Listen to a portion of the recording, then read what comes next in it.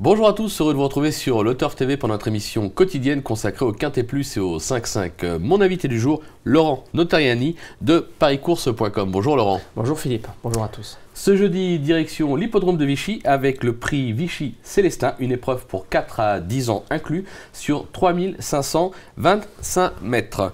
Le sommaire, on va démarrer par l'analyse du Quintet Plus 5-5, suivra le prono de notre consultant, sans oublier les conseils de jeu. Laurent, on attaque ce 5-5 avec un favori tout désigné, le numéro 3, tout au bio.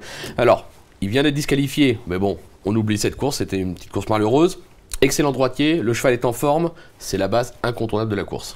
On peut le dire, Philippe, en effet, puisque tout au bio a vraiment laissé des regrets le dernier coup dans le prix Syrah.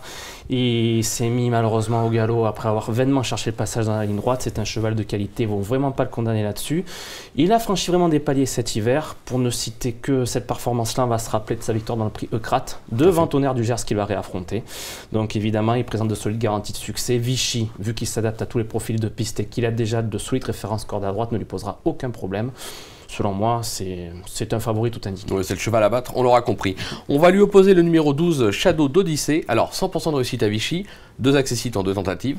Le cheval sera déféré des 4. Là aussi, même au 25 mètres, c'est une base. Tout à fait. Vraiment, Shadow d'Odyssée est un cheval de qualité. Pour ne citer que sa victoire dans le récent prix de l'Obélisque, à Anguin, où il s'est vraiment bien débrouillé. Cette fois, c'est pas Jean-Michel Bazir au sulky, c'est Anthony Barrier, mais il est tout simplement invaincu avec lui. Ouais. Donc, c'est vraiment, on va dire que c'est un suppléant quand même assez de classe. Hein. Donc, c'est un concurrent assez froid dans un parcours, mais il ne faut pas s'inquiéter parce que c'est vraiment un concurrent polyvalent. Donc, selon moi, c'est aussi une belle chance pour finir dans les 3 premiers. Ok. Alors, en troisième position, on a un petit désaccord, enfin, quoique. Le numéro 2, Tonnerre de Gers. Alors, à droite, c'est le double 0, enfin le triple même, puisque 3 tentatives, 3 échecs. Maintenant, on va se rappeler que la dernière fois, Jean-Michel Bazir avait déclaré « Si je ne fais pas la faute, je lutte pour la victoire ». C'est déféré des 4, il y a JMB au sulky. Bon, il faut le garder, il faut le racheter. Évidemment, il faut le racheter, il faut le garder. Cette fois, évidemment, au premier échelon, Jean-Michel Bazir déféré des 4. C'est autant de garanties qui indiquent qu'il faut vraiment le garder dans la combinaison gagnante. En plus, bon, c'est quand même un cheval qui, comme vous l'avez dit, n'est pas de tous les jours, mais on sait que s'il reste au trot, ça va taper pas loin. Donc, c'est vraiment risqué de ne pas le mettre dans le De toute façon, si on le met haut, sinon on ne le met pas du tout. Tout à fait. Ce sera tout ou rien avec lui quoi qu'il arrive. On va juste citer Combat de Gaz aussi, qui dépend de l'entraînement de Jean-Michel Bazir, qui, bon, cette fois, elle rend 50 mètres à déférer. On oublie. Elle a de la classe, mais on oublie. On oublie.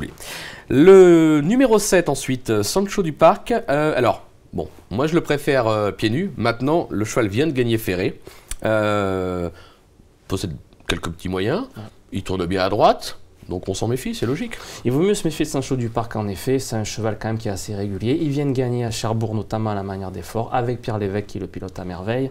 Lui aussi il s'élance au premier échelon, il va s'adapter bien sûr à la piste, c'est aussi un coup sort dans le top 4. Ouais, c'est pas parce qu'il sera ferré qu'il faut l'écarter, c'est clair. Non, ferré ou pas, c'est exactement la même chose pour lui, c'est un cheval vraiment qui met son cœur sur la piste. D'accord. En 5e position, le numéro 9, Hugo du Loisir. Alors, c'est un excellent droitier, notamment à Vichy. Maintenant, il doit rendre 25 mètres. On s'en méfie tout de même. Hugo de Loisir, je pense que ce ne sera pas le choix de tout le monde. Hein. C'est vrai que l'autre fois, il est un petit peu déçu justement sur cet hippodrome. Maintenant, il vaut mieux le racheter sur ses dernières tentatives. Il a quand même remporté 6 de ses 10 dernières tentatives. On sait très bien que les pensionnaires de Jean-Philippe Duché ont été amenés au mieux pour ce meeting. Et je vais préciser aussi que c'est l'un des rares à avoir gagné en rendant 25 mètres à Vichy au départ de ce Quintet Plus. Honnêtement, il est capable de surprendre une cote intéressante. Ouais, ça peut être le petit outsider amusant. Je pense effectivement que pour tenter un coup en bout de piste, il ne faut pas tenter l'impasse. On va vous faire confiance. Laurent, je vous demandais un petit rappel de votre sélection, vos 8. Tout à fait.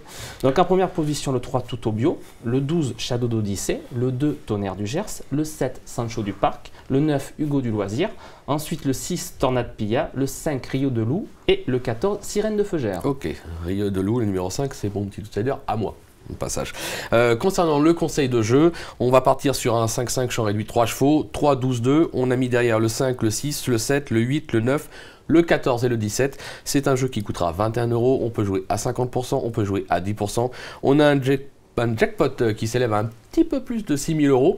Donc ça peut être intéressant. On a des bases solides sur le papier. Après, on ouvre le jeu. Hein, c'est du trot, c'est Vichy, on n'est pas Vincennes. C'est pas la grande piste. Donc il peut y avoir quelques surprises, notamment le 5, le 9, pourquoi pas le 14 qui peuvent pimenter les rapports.